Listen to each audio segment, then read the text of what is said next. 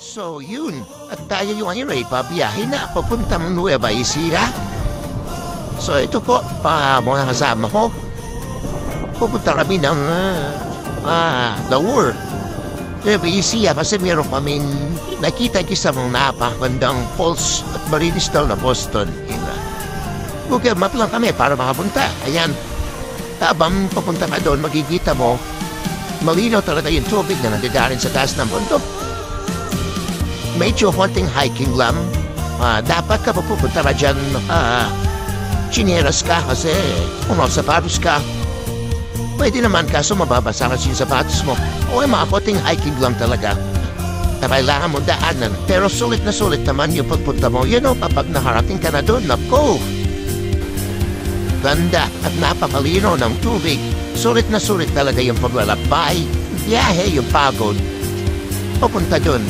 Mas maganda magdala ka ng mga pagkain pag pumakit tayo dyan. Kasi magugutom talaga kayo. Siguro nasa kulang sa 1 oras yung lakad bago makarating dyan sa force na yan. Isa sa mga napakaganda at napakalinis na batis na nakita ko. Sa tanang buhay ko, yan, hindi siya masyadong napupuntahan kasi medyo mahirap ng konti yung papunta kasi sa taas. May hiking kasi talaga siya. Pero, siguro kung senior ka, medyo kung kakayanin mo naman, pwede naman. Pero baka mahirapan kasi. Pero try nyo. Maganda. May experience talaga yung napakagandang bats dyan.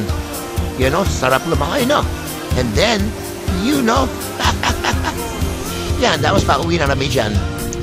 So, try nyo. Maganda. Pa-enjoy nyo. Hindi kayo magsisisi kapag nakarating kayo siya. So, guys, thank you.